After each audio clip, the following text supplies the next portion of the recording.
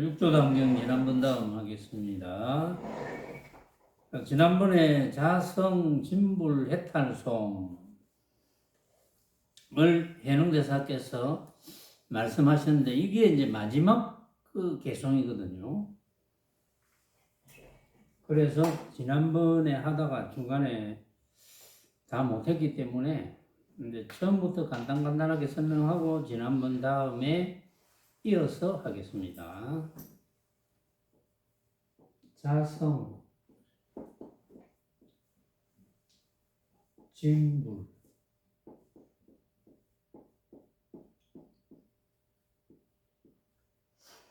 해탈송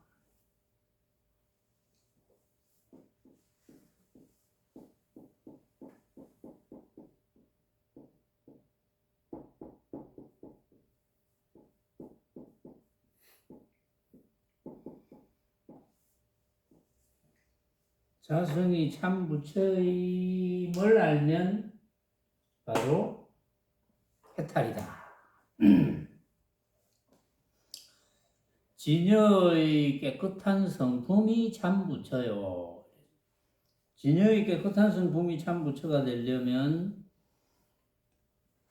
참 부처가 되는 조건은 해탈되는 조건밖에 없어요. 진여의 참 성품이 깨끗하게 되려면 우리가 마주치는 만법, 온갖 모습을 각자가 생각으로 만들어서 각자가 생각으로 만들어서 인정하는 헛개비 인 줄 알아서 집착하지 않으면 저절로 깨끗한 마음이 됩니다. 그렇죠? 깨끗한 마음. 본래 깨끗한 마음인데 우리는 누구나 원래 깨끗한 성품인데 원래 깨끗한 성품인데 그동안 이제 잘못 알아왔던 거죠. 이제 어릴 때부터 우리는 보고 듣고 느끼는 모든 대상, 만법이 진짜인 줄 착각할 수밖에 없는 가르침을 받았거든요.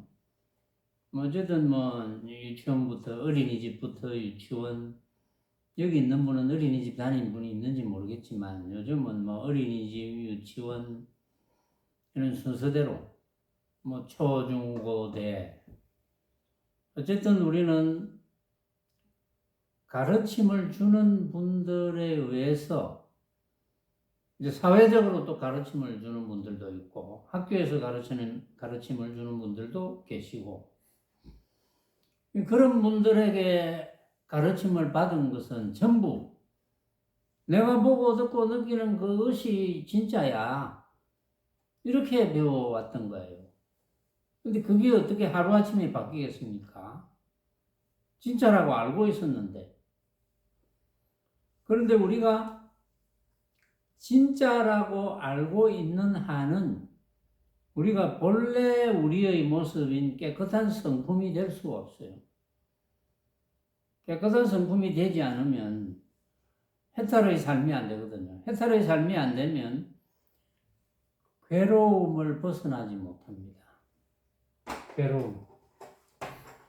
해탈의 삶이 되어야 괴로움을 벗어나겠죠.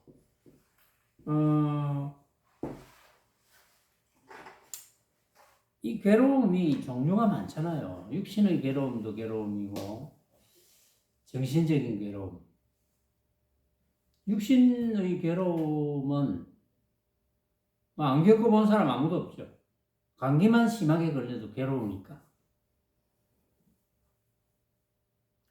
일단은 육신의 괴로움은 이제 부처님의 중도 법문을 잘 알아듣는 분이라면 또 인연법을 잘 아는 분이라면 당연히 중도 법문을 못 알아들어도 인연법만 알아도 당연히 이만한 이유가 있겠지. 내가 감기 걸려 고생한다면 감기 걸릴 만한 이유가 있겠지. 그건 틀림없잖아요. 이유 없이 감기가 심하게 걸릴 일은 없거든.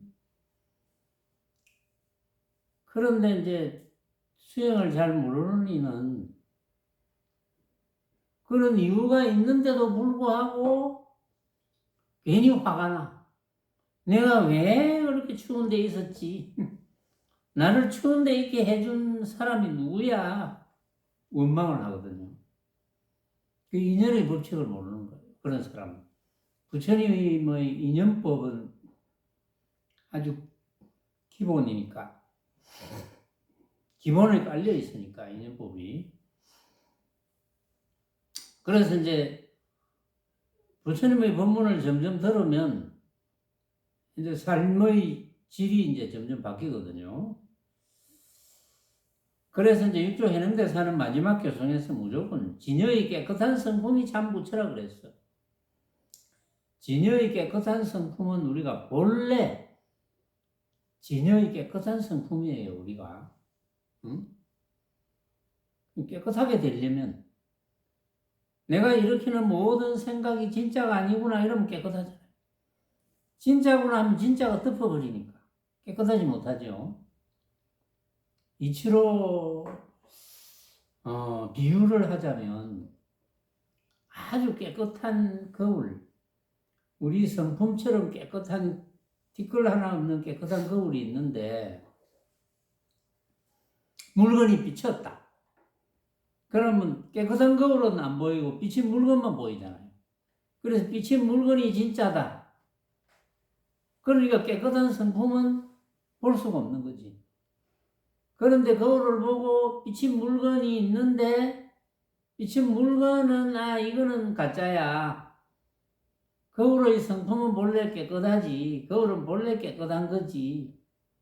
또는 거울이 본래 깨끗하니까 내 얼굴을 쳐다본다면 거울은 본래 깨끗하니까 내 얼굴이 그대로 비치네. 그대로 보이네. 그럼 이제 본래 깨끗한 성품을 정득을 하는 거죠. 그런데 이제 정득하는 과정은 그래요. 내 얼굴이 비쳤던 내 뒤에 사물이 비쳤던 간에 이거는 진짜가 아니네. 그냥 비춰졌을 뿐. 그 거울을 조금만 틀면 다른 게 비춰지네. 비춰졌을 뿐. 그게 거울은 아니야. 단지 비춰졌을 뿐.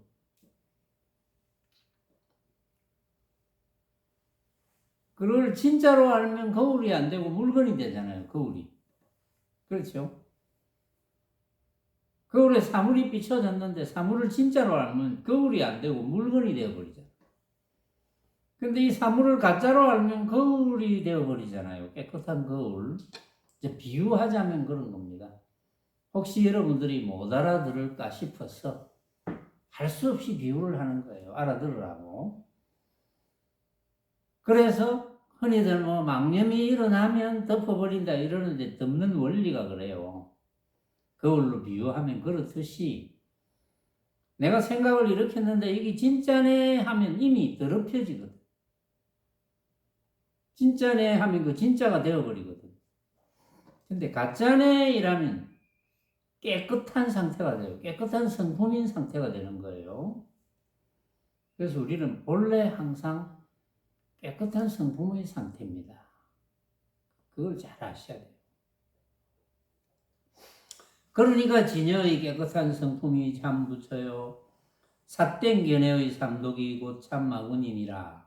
삿된 견해의 삼독은 내가 생각을 일으켜서 진짜인 줄로 착각하는 것.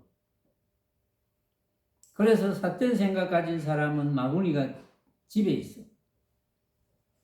내한테 있어. 바른 생각 가진 사람은 부처가고 찾아오는 도다.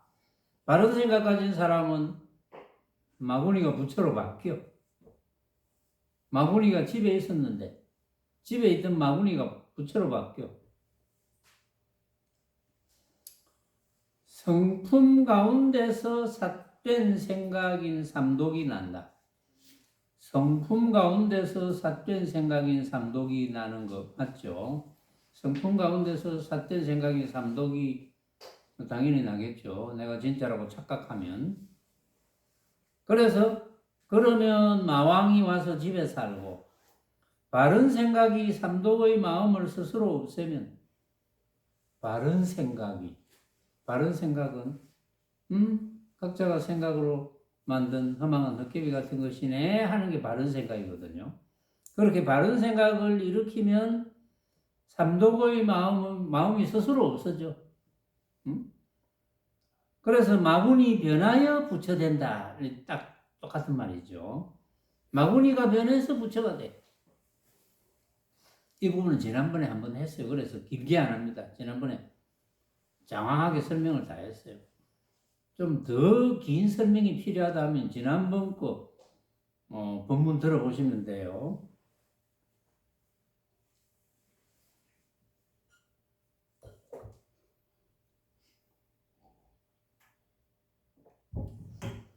그래서 바른 생각이 삼독의 마음을 스스로 없애버리면 마군이 변하여 부처가 되나니 참되어 거짓이었구나. 마군이 변해서 부처가 돼. 화신과 보신과 정신이요. 이것도 지난번에 설명했어요. 정신이 법신이라고. 그래서 화신, 보신, 법신. 법신은 우리가 육신을 움직이는 주체입니다. 법신은. 육신이 없으면 법신은 소용이 없다 그랬죠. 움직일 수가 없어요. 꼼짝도 못합니다. 그러니까 있거나 없거나 이거는 뭐 중요한 게 아니니까. 그런데 육신이 있으면 법신이 육신을 사용하게 되거든요. 육신을 통해서 법신이 보고 듣고 느낀다. 이거는 이제 이걸 알려면 사실은 이제 초견성을 해야 되거든요. 그걸 구분해서 뭐 초견성이라 하는데 별것도 아니야, 솔직히.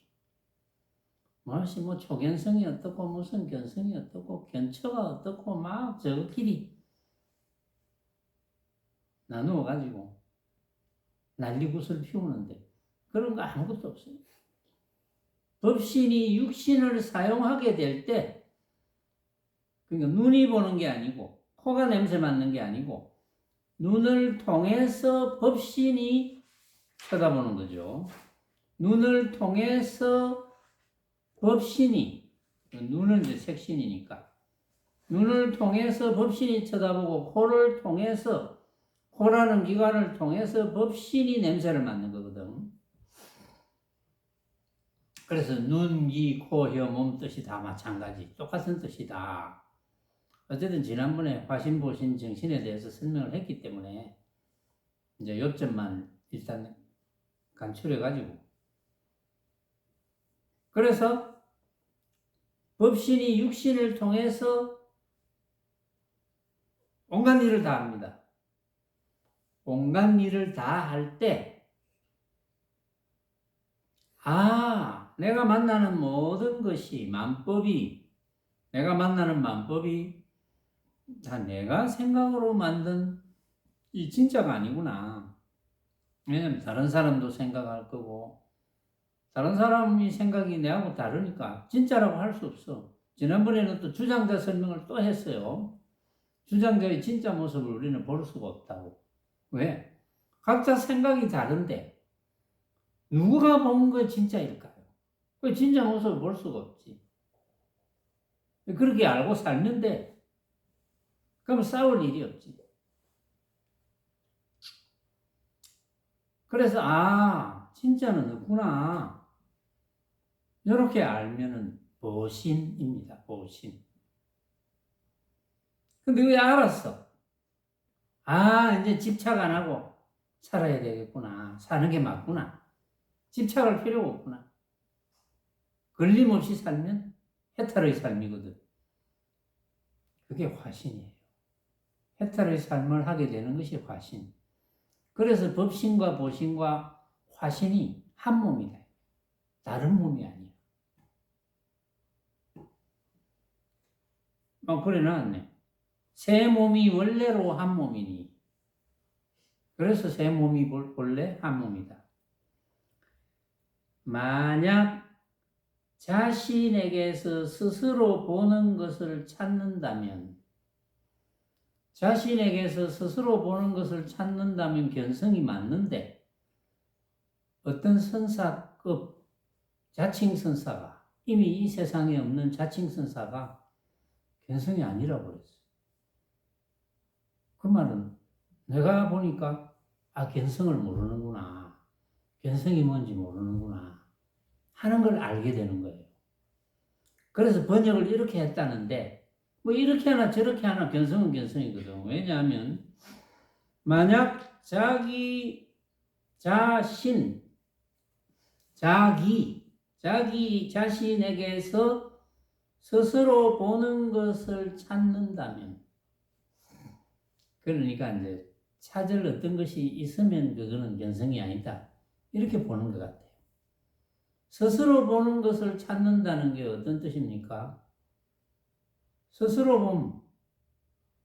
자신에게서 스스로 봄. 온갖 것은 내가 생각으로 만든 것이구나. 이게 스스로 보는 거예요. 각자가 스스로 봐. 그러니까 각자가 스스로 본다는 것을 안다면, 스스로 봄을 찾는다면, 각자가 스스로 봄을 안다면, 또 어쨌든 각자가 보니까 내가 보는 것은 전부 진짜가 없구나 하는 것을 안다면 이런 뜻도 되거든요. 그러면 그것이 허망한 헛개비인 줄 아니까 집착하지 않게 되고, 집착 안 하니까 걸림없이 자유롭게 살고 해탈의 삶을 살지. 그것이 해탈의 삶을 살아갈 수 있는 성품인 것을 발견하는 것, 보는 것, 아는 것, 그것이 견성이야. 그렇구나. 나는 이제 허허롭게 집착하지 않게 됐으니까 걸림없이 해탈의 삶을 하면 되겠네. 해탈의 삶만 하면 돼. 매일이 해탈의 삶이야. 그게 견성이지 뭐가 견성이겠어요. 견성을 한다는 게 볼 성품도 없는데, 보아야 될 성품도 없는데 보아야 될 성품을 하나 만들어가지고 허공 같다는 둥, 마치 없는 것 같다는 둥, 이런 가상의 어떤 것을 만들어가지고 그걸 성품이라고 생각하고, 그게 망념이거든요. 그런 게 망념이야. 그러면 그런 걸 망념을 하나 만들어가지고 이거네. 그 해탈의 삶이 됩니까? 이거네 했는데 다른 모습에 끄달려. 그 해탈의 삶은 안 되지. 해탈의 삶이 될 수가 없지. 물론 이제 그렇게 하더라도 다른 모습, 이거 정말 가짜가 맞구나 이렇게 느꼈다면, 깨달았다면 그건 별 문제인데. 그래서 만약 자신에게서 스스로 보는 것을 찾는다면 견성이거든요. 그러면 곧 부처님의 깨달음을 성취하는 씨앗이니라. 맞잖아요. 그게 부처님의 깨달음을 성취하는 씨앗이지. 본래 화신으로부터 깨끗한 성품이 나는지라. 화신으로부터 깨끗한 성품이 납니다. 왜냐하면 화신이 집착하지 않고 걸림없이 해탈의 삶을 하니까 당연히 깨끗한 성품이 나지. 그러니까 깨끗한 성품이지. 화신으로부터 난다. 그래서 이렇게 표현을 한 거고, 깨끗한 성품은 항상 화신 속에 있고, 그러니까 해탈의 삶을 하니까 깨끗한 성품은 화신 속에 있지. 똑같은 말입니다. 성품이 화신으로 하여금 바른 길을 행하게 하면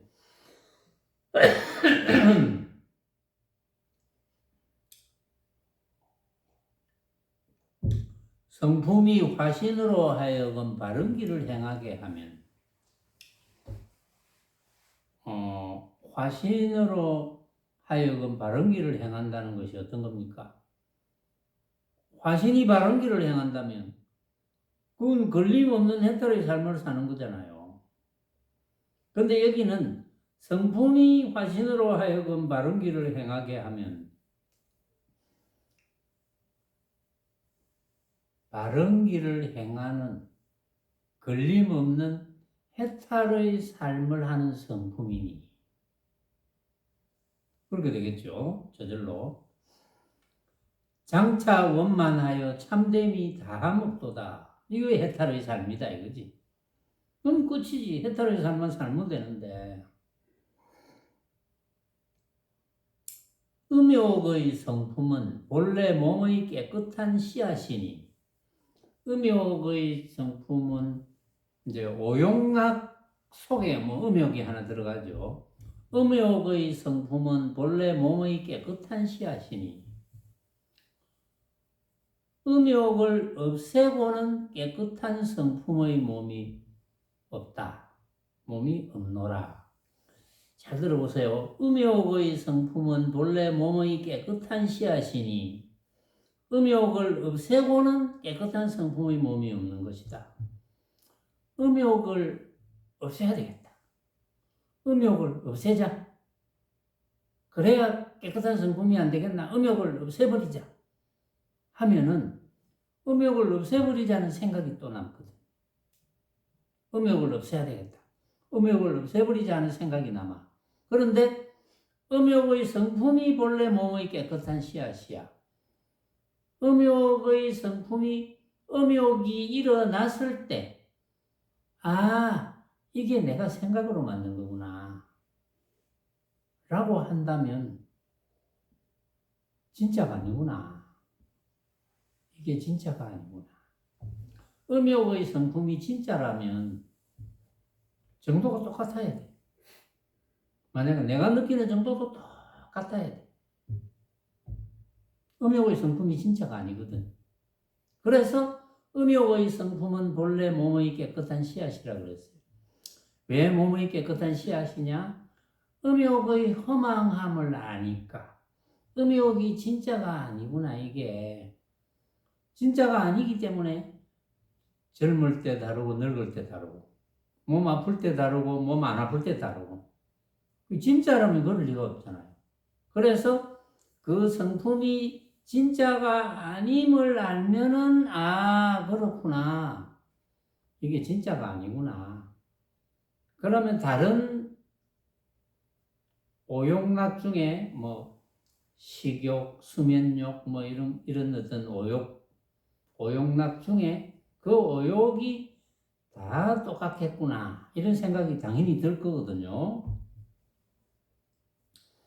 그래서 이제 음욕의 허망함을 알면 되는데 그 뒤에 오욕이 또 나와요. 다만 성품 가운데 있는 5가지 욕심을 스스로 여의면 5가지 욕심을 스스로 떠나려면 어떻게 해야 됩니까? 5가지 음욕, 식욕, 수면욕, 뭐 기타 무슨 욕, 이렇게 5가지 욕심을 스스로 떠나려면 이것이 내가 생각으로 만든 허망한 헛개비 같은 것이구나. 우리가 막 너무나 다 같이 또 피곤한데 정말 자고 싶은데 그 생각이 똑같을 리가 없거든요. 그건 누구나 다 다르겠죠. 그러니까 그 오욕락의 허망함을 보는 거지. 진짜면 좋아. 얼마든지 좋잖아요, 진짜면. 근데 진짜가 아니니까. 때로는 기분이 좋게 느껴지기도 하다가, 기분이 나쁘게 느껴지기도 하다가, 여러 가지. 어떤 데는 만약에 먹는 걸 좋아하는 사람이 어떤 데는 너무나 맛있게 내가 먹는데, 똑같은 걸 맛있게 먹는데, 어떤 데는 뭐 몸이 아프다든지, 이제 본의 아니게 그 앞에 너무 많이 먹었다든지, 뭐 그런 맛이 안 나. 또 어떤 과일을 먹었는데 너무 맛있는데 모양은 똑같아. 먹어보니까 또 너무 맛이 없어. 이제 몸이 아프다든지 기타 그런 조건도 있겠지만 그래서 그 허망함을 알게 됐다. 그래서 5가지 욕심을 스스로 떠나면 찰나의 성품을 보나니. 떠나는 찰나의 성품을 봐요. 왜? 떠나면 만법이 허망함을 알았으니까 그게 성품을 보는 거잖아요. 본래 나는 집착하지 않고 걸림없는 해탈의 성품이구나. 이미 나는 해탈되어 있네. 이렇게 찰나의 성품을 보나니 그것이 곧 진짜라다, 진짜다, 참이로다. 그것이 진짜다. 내가 만나는 만법에 대한 만법은 전부 가짜야. 그런데 가짜인 줄 알아서 집착하지 않게 되어서 걸림없이 해탈의 삶을 살아가는 성품만 진짜다 이 말이에요. 그런데 그동안은 가짜에 속아가지고 아까 거울의 비유처럼 진짜인 줄 알았으니까 진짜 성품을 볼 수 없어요. 거울에 물건이 비치면 거울을 볼 수 없듯이 볼 수 없어. 그래 살았다면 지금이라도 여러분들은 보면 되죠. 그래서 만약에 금생에 돈교의 법문을 깨치면 금생에 지금 여러분들이 사람 몸을 가지고 살 때 동교의 법문을 깨치면 이 동교 단박 깨치는 법. 여러분들은 듣고 그냥 단박 깨치면 끝나는 거예요. 그런데 이제 이 말을 잘 못 알아들어요, 사람들이. 이제 못 알아듣는 가장 큰 이유는 너무나 수많은 사람들이 잘못 가르치니까. 잘못 가르침을 받은 그것이 진짜라고 착각하면 할수록 나에게 잘못 가르친 사람을 신뢰하면 신뢰할수록 알아듣기 힘들어져요. 그래서 이제 제 법문을 들을 때는 그동안 법문 들은 거는 다 잊어먹고 전부 오로지 내 법문, 제가 하는 법문만 집중을 한번 해보시면 단박 깨칠 수도 있어요. 좋은 효과가 뭐 있을 수도 있겠죠. 근데 그렇게 되기가 쉽지 않거든요. 글쎄요. 내가 이마에 뭐 다이아몬드를 하나 박아가지고 번쩍번쩍하고 내 몸이 갑자기 금빛처럼 뭐 번쩍번쩍하고 내 몸이 허공을 올라갔다가 내려갔다가 땅속을 들어갔다가 나왔다가 하면 과연 믿을까요? 그 모습에 취해서 더 안 믿을 가능성이 많겠죠. 그래서 금생에 동교의 법문을 깨치면 이 동교의 법문이 돈법이고 돈법이 부처님의 중도법입니다. 그리고 부처님의 중도법도 막 해석을 너무 잘 못해요. 너무나 간단한데 부처님께서 5 비구들한테 같이 도 닦는 5 비구들에게 중도법을 설명해가지고 바로 깨닫게 합니다. 들은 사람이 다 깨달았어요. 그게 충분히 가능하죠. 불가능한 게 아닙니다. 그러니까 부처님의 중도법의 핵심은 나는 고행과 쾌락의 양극단을 극복하고 중도를 터득했다 이거잖아요. 그럼 고행과 쾌락이라는 게 뭡니까? 모습이잖아요. 고행이라는 모습, 쾌락이라는 모습. 그 만법의 대표거든요. 고행과 쾌락하면 크고 작음, 밝음 어둠, 사랑하고 미워함 이런 모든 모습을 대표해서 고행과 쾌락인 거예요. 왜냐하면 그동안 쾌락을 추구하고 고행을 해왔거든요. 다들. 그래서 이제 그걸 대표적으로 이야기한 거예요. 그러니까 만법이 내가 생각으로 만든 허망한 헛개비인 줄을 깨달으면 부처님의 중도법을 깨닫는 거예요. 그걸 이제 육조 해능대사는 동교법, 돈법 이렇게 이야기를 하는 겁니다. 그래서 만약 금생에 동교의 법문을 깨치면 곧 눈앞에 세존을 보려니와 만약 수행하여 부처를 찾는다고 할진대는 내가 수행을 해서 부처를 찾아야지 한다면 어느 곳에서 참됨을 구해야 할지 모르는도다. 그거는 진짜 헛개비 장난, 도깨비 장난하는 짓이다. 그래서 육조 해능대사도 최상승 법문 돈법이거든요. 최상승 법문이 돈법입니다. 돈법에 대한 법문만 해주셨지.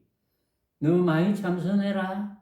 너 자선 많이 해라. 잠 자지 말고 자선만 해라. 이런 이야기를 한 적이 없어요. 오히려 다른 데서 배우다가 육조 해능대사의 법문이 유명하다 이래가지고 와서 해능대사의 법문을 들어오면 다른 데서 배운 사람은 전에도 한번 설명한 적이 있어요. 참선을 많이 한 사람들이 와요. 그때는 방편으로도 참선을 시킨 데가 많았거든. 참선시킨 거는 부처님께서 법문을 펴시기 이전부터 육사외도들도 참선 비슷한 걸 시켰어요. 명상 이런 걸 시켰어. 그러니까 그런 걸 이제 해온 사람들이 이제 육조 해능대사의 이름을 멀리서 듣고 아 거기 깨달은 사람이 많다 하더라 이래가지고 와서 보니까 뭐 법문만 한 번씩 해주시고 세상성 법문만 해주시고는 다른 이야기를 안 하거든요. 그러니까 혼자서 막 어떤 사람은 구석에 가가지고 다 같이 일할 시간인데도 일도 안 하고 막 나는 지금 삼매 들었다 이러면서 혼자서 좌선하고 있고 그러면 육조 해능대사께서 직접 방편으로도 옆에서 막 시끄럽게 해가지고 못하게 한다든지 안 그러면 휘쫓아버립니다.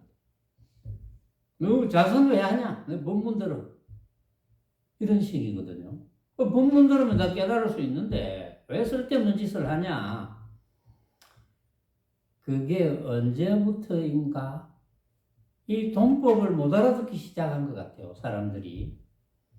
특별한 걸 자꾸 찾는 사람들이 생겼겠죠. 뭐 부처님께서 비밀이 뭐 또 좀 신비한 걸 뭐 전해준 게 없나? 이래가 그걸 찾아다니는 사람들도 있거든요. 그게 이제 모습적으로는 재밌잖아요. 모습적으로는. 그런 걸 찾아다니는 사람들도 이제 많이 생기기 시작합니다. 그 이전부터 생겼어요. 부처님, 그 왕궁에 나오시기 훨씬 이전부터 육사 외도들이 그런 짓을 해왔거든요. 근데 그거는 이제 옳은 수행이 아니니까 그건 동교법을 깨칠 수가 없습니다. 그런데 부처님의 중도 법문을 듣고 어쨌든 5 비구가 차례대로 다 깨달음을 얻었어. 그게 이제 쭉 되다가 못 알아들으니까 이제 어떤 선사가 그게 이제 이름이 알려지기로는 대해종보 선사라고 되어 있는데 뭐 다른 선사급도 방편을 뭐 생각해 봤겠죠. 앉아서 니 숫자를 하면 야리 봐라. 니 너무 집중이 안 되는 것 같아. 니 집중하려면 좀 숨을 하면 야리 봐라. 수식관. 그러니까 대종보 선사가 가나선, 화두참선 뭐 이런 의심스러운 걸 하나 던져줘가지고 이게 한번 몰두해봐라. 뭐 이런 방편을 이제 만드는 거예요. 대종보선사가. 근데 뭐 정확한 걸 모르겠는데 대종보선사를 내가 안 만나봐서 대종보선사가 그걸 방편으로 해서 동교 법문을 깨닫기 위함인지 그거는 좀 불분명합니다. 그런데 이렇게 되다 보니까 동교 법문은 슬슬 뒤로 가고 이제 가나선을 해서 문답을 해서 깨닫는 거 그게 얼마나 큰 깨달음인지 그거는 이제 다시 자료를 찾아봐야 되겠지만 그게 이제 언제부터 동교 법문이 없어졌는지 이것도 조금 애매해요. 사실은 그러면 그런 정도로 그건 학자들이 좀 발견할란지 모르겠어요. 학자들이 발견하면 또 뭐 불교 신문 같은 데 언제 올려줄란지 이건 잘 모르겠어요. 또 유튜브 본문 밑에 뭐 그런 걸 좀 어느 책을 참고해봐라 이런 걸 누가 넣을는지 그것도 잘 모르겠어요. 넣어주면 고맙겠죠. 자, 그래서 만약 몸 가운데 스스로 참됨이 있다면, 몸 가운데 스스로 참됨이 있다면, 스스로 참되다는 것은 만법이 허망한 헛개비인 줄, 각자가 생각으로 만든 허망한 헛개비인 줄 아는 거잖아요. 그래서 걸림없는 거, 이게 참됨이거든요. 그 참됨 있음이 곧 성불하는 씨앗이니라. 그것만이 부처를 이루는 씨앗이야. 스스로 참됨을 구하지 않고 밖으로 부처를 찾으면, 그러니까 내가 만나는 온갖 모습에 대해서 일으키는 생각이 허망한 헛개비 같구나 이렇게 느끼고 깨달으려고 안 하고 자꾸 부처를 딴 데서 찾아. 밖으로 부처를 찾아. 내 밖에 무슨 부처를 찾아다닌다. 그렇게 한다면 가서 찾음이 모두가 크게 어리석은 사람이로다. 세상 사람을 구제하고 모름지기 스스로 닦아라. 스스로 닦아라. 부처를 딴 데 가서 찾지 말고 동교 법문을 듣고 스스로 닦으면 돼. 여러분들은 동교 법문을 듣고 최상승 법문을 듣고 깨달은 바가 있다면 그렇네. 알고 보니까 전부 내가 생각으로 만든 거네. 그럼 여러분들이 일어나서 한번 뭐라도 쳐다보면 내가 이렇게 만들었네. 다른 사람이 쳐다보면 또 달리 만들겠지. 그런 훈련을 하는 거예요. 밥 먹으면서 이런 맛이 나네. 나는 이런 맛이 나는데 다른 사람은 또 다른 맛이 나겠지. 근데 그런 훈련을 하면 되는 거예요. 일상에서. 이게 이제 진화된 신화도입니다. 진화된 새말귀예요. 이게 진화된 새말귀. 그 진화된 이런 말을 써야 안 되겠습니까? 진화된 새말귀. 그러면서 이제 틈나는 대로 자꾸 최상승 법문을 들어야 돼요. 그러면 다 자기 것이 됩니다. 뭐 웬만한 일이 일어나도 어떤 일이 딱 발생하면 이거는 부처님의 인연법에 의해서 인연 따라 이렇게 일어났구먼. 그러면서 거기에 대한 생각이 일어나면 나는 이런 생각이 들지만 뭐 내 생각이 꼭 맞는 건 아니겠지. 이런 생각이 저절로 든다니까요. 실제로 한번 해보세요. 실제로 해야지 그게 이제 수행이 되는 거예요.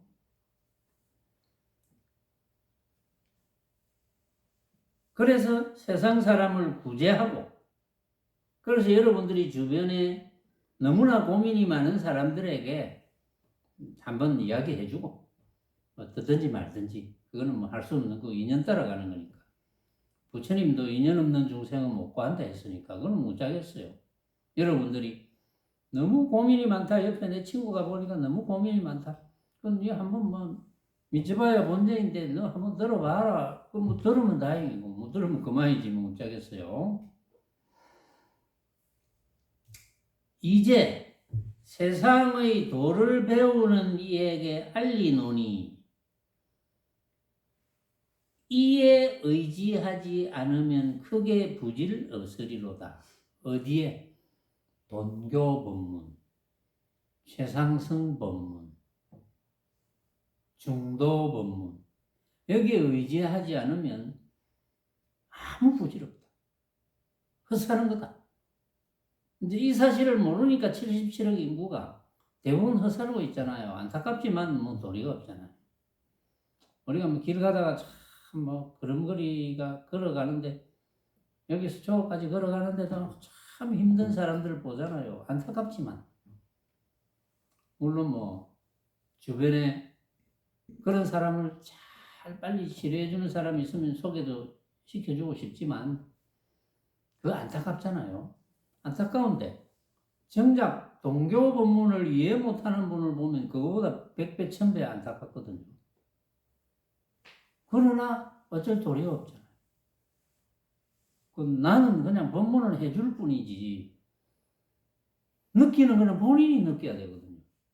그거 어떻게 하겠어요? 인연을 심어줄 뿐. 여러분들도 뭐 그냥 인연을 심어줄 뿐. 만약에 그런 거 없이 명랑쾌활하게 잘 살고 잘 먹고 잘 살고 뭐 그렇게 지내는 사람은 들어봐라 해도 안 들어도 나 이렇게 잘 사는데 옛날에 그런 사람이 있었어요. 옛날에도 수행하는 사람이. 내가 이렇게 투자해서 돈도 잘 벌고 이렇게 여행도 다니고 잘 먹고 잘 사는데 내가 돈을 말라고 닦겠노? 그 말은 맞아요. 노닥을 필요가 없어. 그런 사람은 재상정 법문 안 들어도 돼. 근데 그렇게 살다가 이게 아니네. 영원히 이렇게 사라지는 건 아니네. 한다면 뭐 그때 들어보든지. 그건 뭐 누구라도 강요할 바는 안 되니까. 이게 육조 해능대사의 마지막 자성진불해탈송입니다. 다 한 거예요. 여기서도 만약에 조금이라도 깨닫는 바가 없다면 참 안타깝죠. 자꾸 들어보세요. 자꾸. 육조 해능대사 처음 본문부터 뭐 계속 들어보면 깨닫는 바가 있겠죠. 자, 이제 마무리를 할게요. 대사께서 개송을 말씀에 마치시고 드디어 문인들에게 알리셨다. 너희들은 잘 있거라. 이제 너희들과 작별하리라. 내가 떠난 뒤에 세상의 인정으로 슬피 울거나 사람들의 조문과 돈과 비단을 받지 말며 상복을 입지 마라. 성인의 법이 아니며 나의 제자가 아니니라. 내가 살아있던 날과 마찬가지로 일시에 단정히 앉아서 움직임도 없고 고요함도 없으며 남도 없고 없어짐도 없으며 감도 없고 옴도 없으며 오름도 없고 걸음도 없으며 머무름도 없고 감도 없어서 단연히 접정하면 이것이 큰 도이니라. 뭐 그런 상황에서도 어떤 모습에도 내가 끄달림이 없다면 그게 큰 도가 아니겠나 이런 뜻이죠. 내가 떠난 뒤에 오직 법에 의지하여 무슨 법?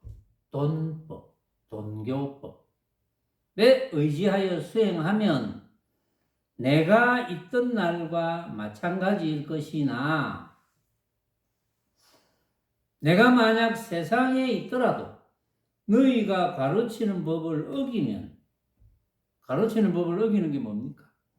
돈법을 안 가르치고 모습에 관한 법을 가르친다면 부처를 따로 찾는 법을 가르친다면 이상한 거 하는 거 가르친다면 높이뛰기만 멀리 올라가는 거 이런 거 가르친다면 너희는 그래서 너희가 가르치는 법을 어기면 내가 있음들 이익이 없느니라. 대사께서 이 말씀을 마치시고 밤 삼경에 이르러 문득 돌아가시니 대사의 춘추는 76이었다. 대사께서 돌아가신 날 절 아는 기이한 향내가 가득하여 여러 날이 지나도 흩어지지 않았고 산이 무너지고 땅이 진동하여 숲의 나무가 희게 변하고 해와 다른 광채가 없고 바람과 구름이 빛을 잃었다. 8월 3일에 돌아가시고 동짓달에 이르러 큰 스님의 영구 시체를 모셔 조계산에 장사 지내니 용감 속에서 흰 빛이 나타나 곧장 하늘 위로 솟구치다가 이틀 만에 비로소 흩어졌으며 소주자사 위거는 비를 세우고 지금까지 공양하니라. 자, 이거는 뭐 돌아가신 날 그 이후의 상황을 잠깐. 근데 이제 요거는 모습에 관한 거니까 다 믿을 수는 없어요. 제자니까 조금 약간 부풀려서 이야기를 했을 가능성이 있어요. 이제 왜냐하면 해능대사가 안 계실 때 이걸 썼거든요.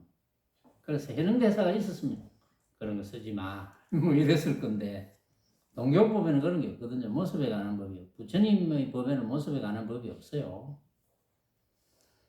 이 단경은 상좌인 법회 스님이 모은 것이다. 법회 스님이 돌아가니 같이 배운 도제 스님에게 부촉하였고, 도제 스님이 돌아가니 문인 오진 스님에게 부촉하였는데, 오진 스님은 영남 조계산 법풍사에서 지금 이 법을 전수하니라. 만약 이 법을 부촉할진대는 모름지기 상근기의 지혜라야 하며, 이게 문제거든요. 상근기의 지혜. 그러니까 돈법을 듣고 그럴듯하네. 이게 상근기입니다. 돈법을 듣고는 최상승 법문을 듣고 무슨 저런 이야기가 있노 못 알아듣겠고 말도 아닌 소리네 이러면 이제 상근기가 안 되는 거예요. 그런 사람한테는 돈법을 전해주지 말아야 돼. 차라리 착하게 살아라. 이런 말만 해주라 이랬거든요. 자, 어떻게 해야 될지 그거는 뭐 각자가 알아서 하겠죠. 상근기 지혜라야 하고 마음으로 불법을 믿어 큰 자비를 세우고 이 경을 지니고 읽어 의지를 삼아 이어받아서 지금까지 끊이지 않는다. 이 단경을 쓴 법회 스님은 본래 소주 곡강현 사람이다. 열애께서 열반하시고 법의 가르침이 동쪽 땅으로 흘러서 머무름이 없음을 함께 전하니 곧 나의 마음이 머무름이 없음이로다. 머무르면 안 되잖아요. 머무름의 모습을 진짜로 착각하는 거니까 무주를 본으로 삼는다 했죠. 전에 머무름이 없어야 집착을 안 하게 되고 자유로워서 걸림없어서 해탈의 삶을 하는 거니까 이 진정한 보살이 참된 종취를 설하고 진실한 비유를 행하여 오직 큰 지혜의 사람만을 가르치나니 이것이 뜻의 의지하는 바이다. 무릇 제도하기를 서원하고 수행하되 어려움을 만나서는 물러서지 않고 괴로움을 만나서도 능히 참아 복과 덕이 깊고 두터워야만 바야흐로 이 법을 전할 것이다. 만약 근성이 감내하지 못하고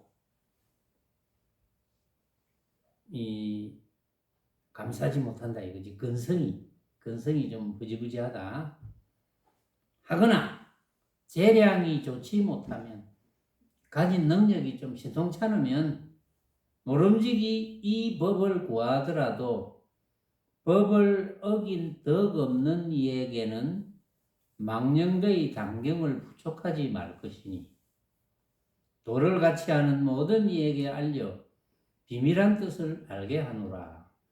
근데 참 어려운 부분이죠.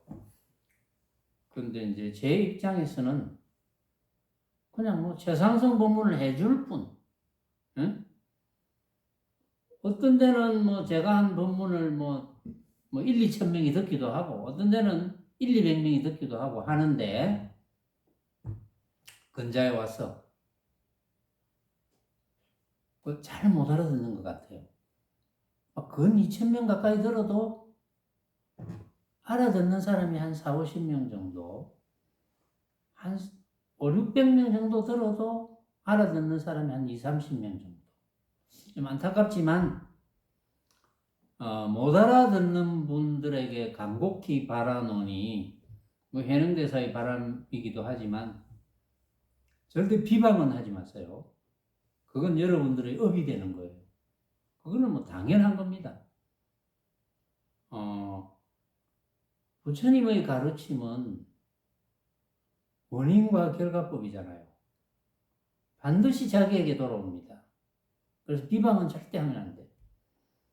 차라리 듣고 막 그냥 한쪽 귀로 듣고 한쪽 귀로 흘리세요. 그래야 업이 안 되거든요. 비방하게 되면은 세세생생 부처님의 최상승법, 부처님의 중도법, 동교법, 돈법과는 인연이 안 될 가능성이 있습니다. 못 알아듣더라도 차라리 듣지 말고 또 좋다 안 좋다 생각도 일으키지 말고 막 아예 처음부터 안 들은 듯이 여기면 돼요. 그런데 듣고 나서 뭐 이래? 라는 생각을 일으켜도 곤란해요. 물론 들을만 하네 이래서 자꾸 듣는 거야.